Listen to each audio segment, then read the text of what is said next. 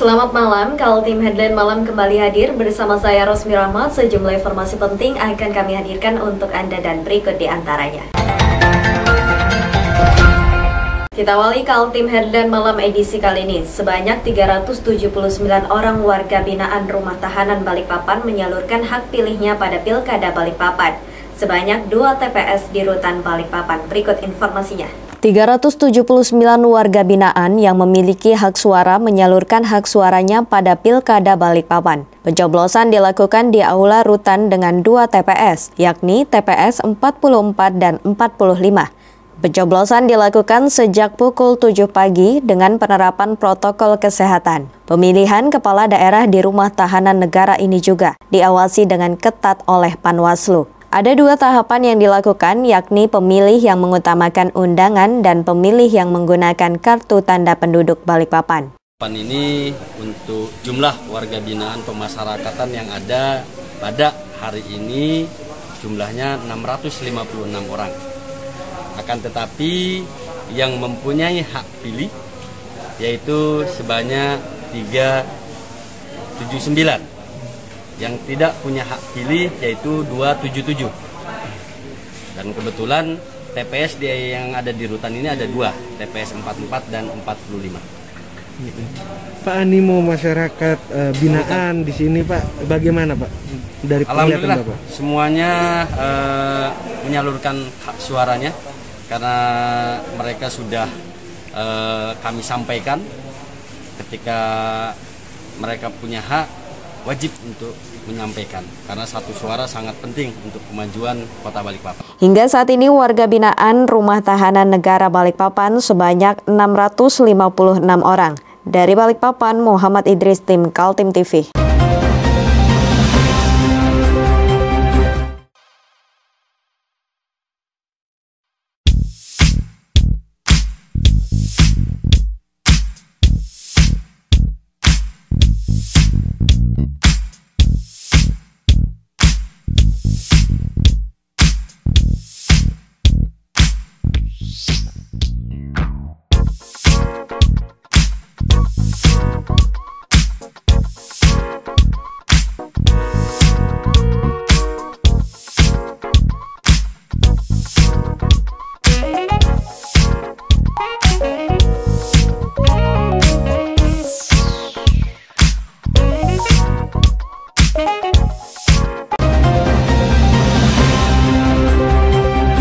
Kejari Balikpapan mencium adanya dugaan tindak pidana korupsi yang terjadi di Pelabuhan Peti Kemas Balikpapan. 12 orang saksi dipanggil untuk dimintai keterangan. Berikut informasinya.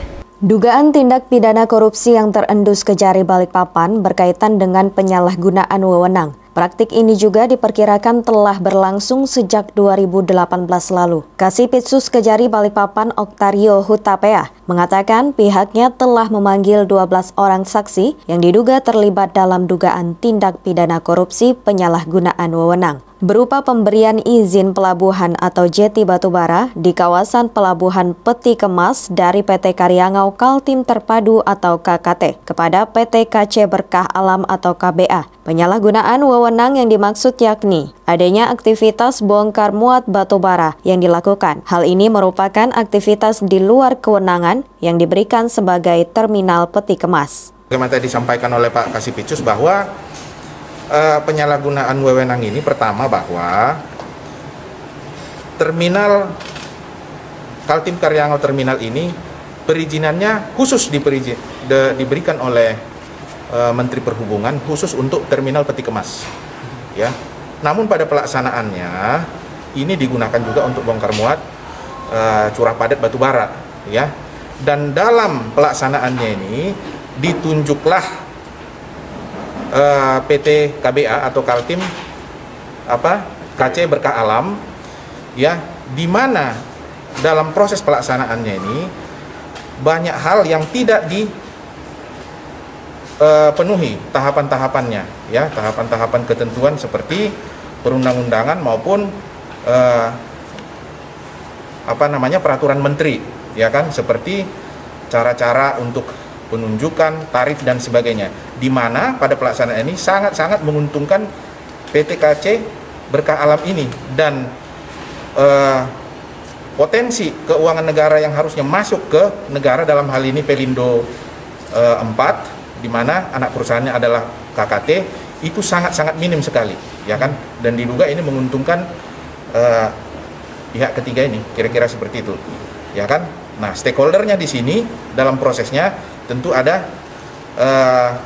peran daripada KSOP kelas 1 Balikpapan, ya kan? Seperti itu. Nah, nanti di sini mudah-mudahan dalam waktu dekat kita akan fokus untuk mengkerucut sehingga nanti siapa yang paling bertanggung jawab di sini akan kita segera tindak lanjuti, ya kan, sesuai dengan prosedur hukum yang berlaku. Mungkin seperti itu. Pihak Kejari berkomitmen mengusut tuntas dugaan penyalahgunaan wewenang ini dalam waktu dekat. Pihaknya juga telah menaikkan status dari penyelidikan ke penyidikan untuk segera menetapkan status tersangka. Dari Balikpapan, Muhammad Idris, tim Kaltim TV.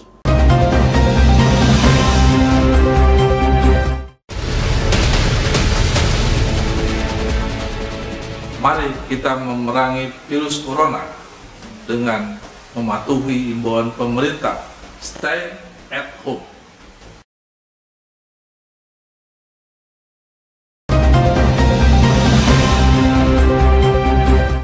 Kita beralih ke informasi selanjutnya. Tahun baru 2021 sudah di depan mata, tapi malam pergantian tahun kali ini tidak bisa dirayakan seperti tahun-tahun sebelumnya.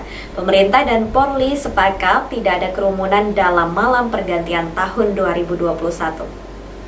Tidak seperti tahun-tahun sebelumnya, di mana banyak keluarga sudah merencanakan liburan akhir tahun dengan mengunjungi tempat-tempat favorit bersama keluarga. Pada tahun ini, khususnya pada malam penutupan tahun, Gubernur bersama Polda Kaltim sudah sepakat tidak ada kerumunan karena berpotensi menjadi klaster penularan virus corona. Dari 10 kabupaten dan kota di Kalimantan Timur, kondisinya masih menunjukkan penularan virus yang mengkhawatirkan. Kota-kota itu adalah Samarinda dan Kutai Kartanegara yang masih tergolong paling gawat. Disusul Kutai Timur, Balikpapan, Bontang, dan Berau. Nyaris tak ada lagi kabupaten dan kota aman dari penularan virus di Kalimantan Timur. Untuk pengamanan tahun baru, Pak, seperti apa? Kita pasti amankan. Kalau tahun baru kan ini kan agenda nasional, agenda tahunan ya. Kita akan melakukan operasi lilin biasanya. Operasi lilin dalam rangka menghadapi pengamanan Natal dan tahun baru. Itu kalau kemungkinan biasanya kan Pak ya, seperti yang terjadi tahun-tahun, pasti ada kerumunan di tepian. Ya, ini kan Pak Gubernur dan mengeluarkan edaran tuh nggak ada kerumunan. Kalau bisa tempat-tempat hiburan itu juga tidak menggunakan kegiatan-kegiatan yang mengakibatkan kumpulnya massa. Nah, surat edaran itu aja dilaksanakan. Nah, kita ikut mendisiplinkan itu. Berarti langsung ada pembubaran, Pak ya? Pembubaran ya, kalau sudah mengumpul. Angka penularan virus corona di Kaltim menurut terilis tanggal 7 Desember dari Satgas COVID-19 menyebutkan kumulatif se-Kaltim yang pernah terinfeksi virus sudah mencapai 21.107 orang. Kemudian sebanyak 17.933 sembuh dan jumlah pasien positif meninggal dunia 611 orang. Saat ini kasus aktif yang masih menunggu proses penyembuhan ada 2.563 pasien. Tim Kaltim TV, Hardin, melaporkan.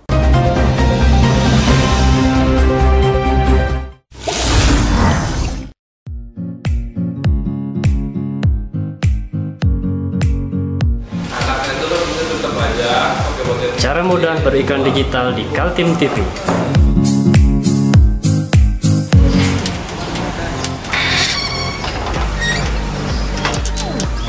Yang pertama, jadilah sahabat Kaltim TV.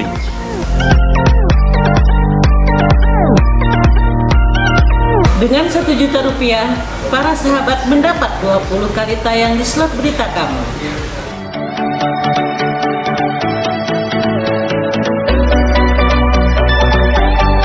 Dengan 20 detik, dapat menjangkau 20.000 penonton. Anda beruntung karena mendapat kesempatan perdana dari kami. Ayo jadilah sahabat Kaltim TV.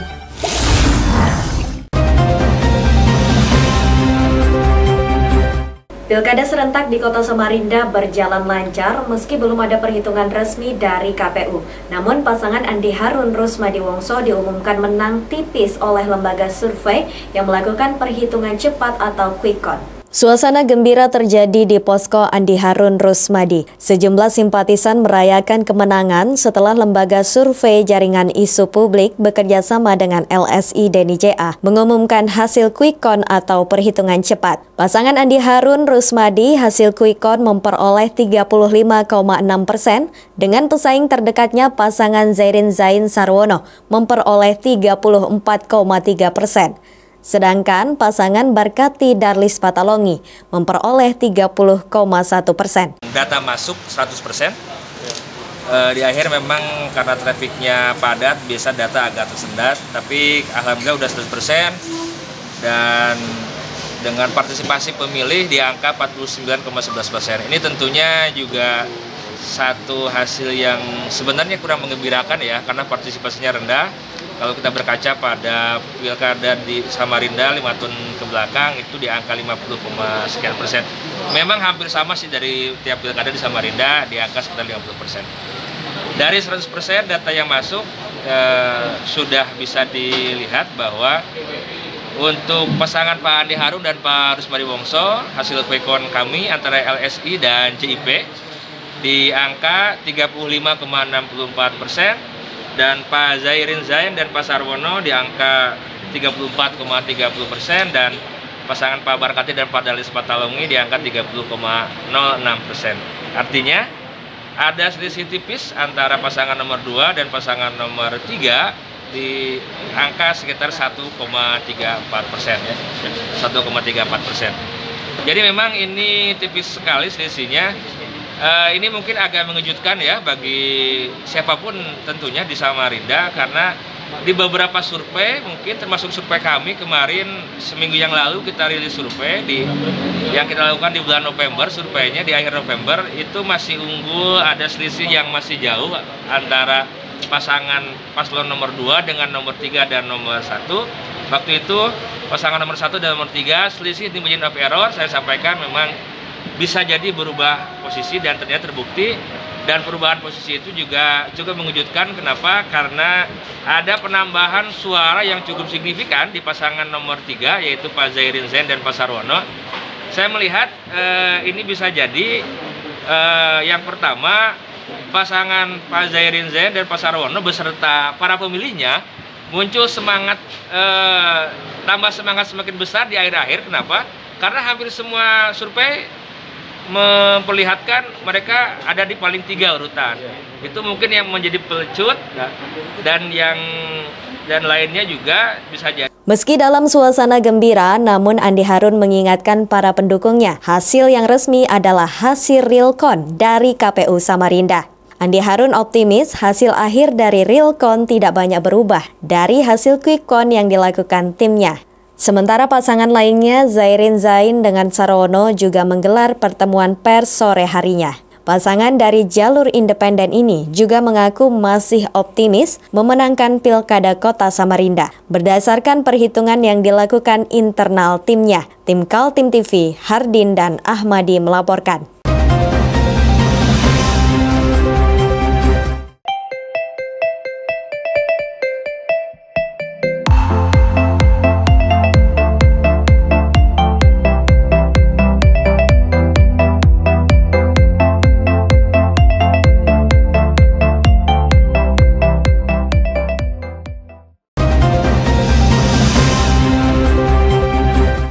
Wajah baru, harapan baru, begitulah yang diinginkan masyarakat Kalimantan Timur, adanya pengisian jabatan strategis di lingkungan Pemprov Kaltim. Salah satu organisasi perangkat daerah yang diharapkan itu adalah Dinas Energi dan Sumber Daya Mineral yang kini dipercayakan kepada Kristianus Beni.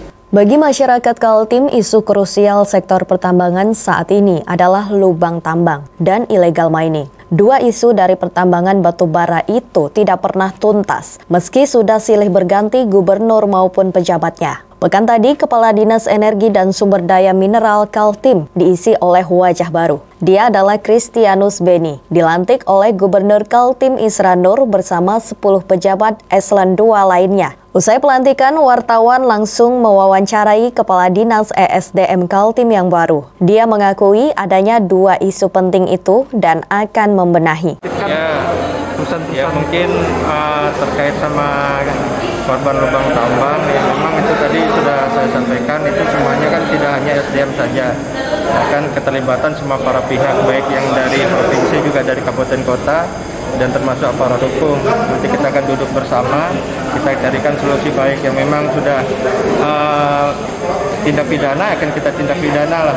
Sebagai catatan, ada ratusan lubang tambang batubara di Kalimantan Timur. Lubang tambang itu ditinggal begitu saja setelah pengusaha mengeksploitasi batu bara.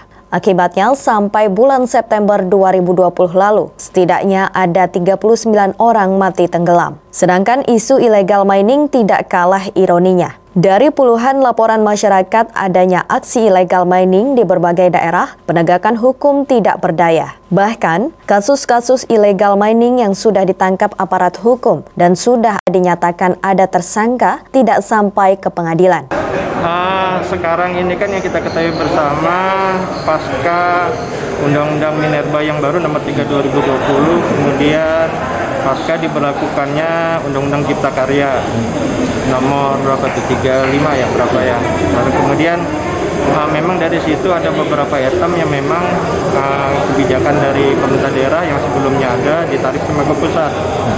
Nah itu memang harus kita kondisikan lagi memang anunya, dan mudah-mudahan nanti ke depannya termasuk yang royalti, PNBP semua itu bisa kita dapat kembali, karena memang tugas saya memang agak berat, karena di saat ini memang kita dari pemerintah Kalimantan Timur memang perlu banyak mencari sumber-sumber PAD dari bidang SDM, karena selama ini memang SDM ini untuk Kalimantan Timur cuma cukup besar ya, sekitar 40%. Akankah Kristianus Beni mampu membenahi kasus-kasus pertambangan di Kaltim? Kita tunggu saja. Tim Kaltim TV, Hardin melaporkan.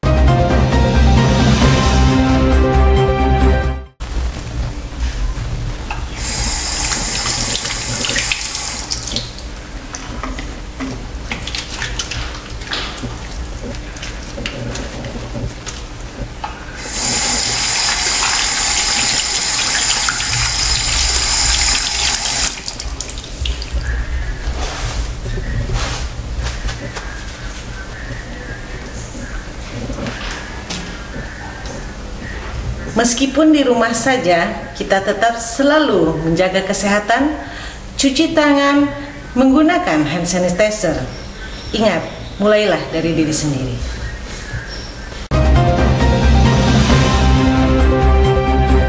Ratusan pil ekstasi yang disiapkan untuk pergantian tahun berhasil digagalkan BNNK Balikpapan bersama Bea Cukai. FA 33 tahun digiring petugas BNNK Balikpapan pada Kamis malam Jumat beserta barang bukti ekstasi sebanyak 925 butir beserta 1 poket sabu seberat 2 gram. Kepala BNNK Balikpapan Kompol M. Daud menjelaskan pengungkapan bermula dari laporan masyarakat 4 hari melakukan penyelidikan. BNNK bersama Bea Cukai berhasil mengamankan seorang pelaku berinisial FA yang hendak mengambil paket kiriman yang telah dicurigai sebelumnya. Saat diperiksa benar saja, kotak paket yang mengarah ke sebuah alamat di kawasan Balikpapan Selatan tersebut berisi ratusan pil ekstasi. BNN secara utuh, mulai dari BNN Pusat, BNN Provinsi, BNNK Kota Balikpapan, dibantu dan kerjasama penuh dari Bea Cukai, juga mulai dari Jakarta sampai dengan penindakan tadi. Dan rekan-rekan bisa lihat, beliau sampai sekarang pun juga tetap bersama kita, dan apa yang dijelaskan di dalam Impres nomor 2 tahun 2020 ini memang peran kita bersama ya. Dan tentunya ini kita sangat antisipasi di akhir tahun 2020 ini, terutama dalam penggantian tahun ya, banyak orang memanfaatkan celah ini. Nah, kita buktikan ini ekstasi. Kita tahu bahwa ekstasi itu biasa digunakan di tempat-tempat hiburan malam. Beda dengan sabu-sabu itu digunakan di rumah-rumah. Karena ini ditelan, minum air putih, selesai. Berapa butir Pak yang diamankan? Ini adalah banyak sekali, dan ini adalah pengungkapan terbesar. Ini adalah 925 butir. Tidak cukup di situ, juga ada beberapa gram sabu-sabu, dan kasus ini tetap kami kembangkan karena menurut dari pengakuan tersangka, perbuatan ini bukan yang pertama. Sementara itu, pelaku FA yang kesehariannya sebagai sopir tersebut mengaku dirinya diupah oleh seorang yang dikenalnya dari rekannya tempat bekerja. Tergiur dengan upah 10 juta, FA nekat mengambil paket kiriman yang datang dari pangkalan bun tersebut. Diakui FA, paket tersebut merupakan paket kedua yang diterimanya. Rencananya ratusan pil ekstasi tersebut akan dikirim kembali ke Sulawesi Selatan untuk pesta akhir tahun. Berapa kali sudah ngambil, Mas? 2 kali. 2 kali. Apa mau, Mas? Kenapa? Karena kebutuhan. Yang pertama kali sudah terima upah, Mas? Sudah.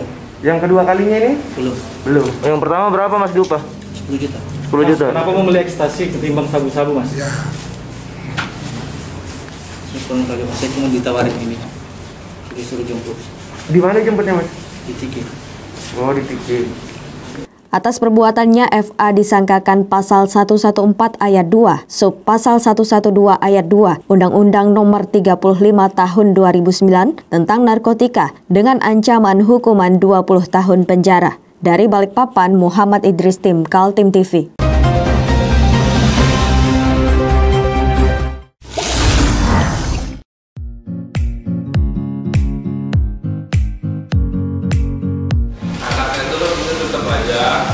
Cara mudah beriklan digital di Kaltim TV.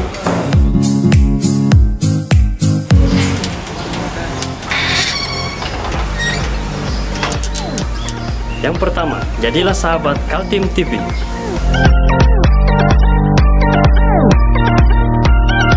Dengan 1 juta rupiah, para sahabat mendapat 20 kali tayang di slot berita kamu.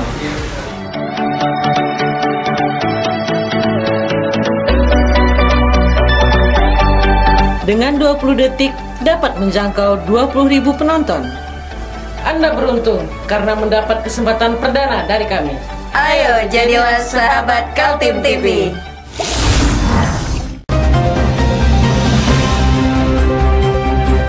Demikian Kaltim Headline Malam edisi kali ini. Informasi lainnya dapat Anda simak melalui situs website kami www.kaltim.tv, channel YouTube dan fanpage Facebook Kaltim TV.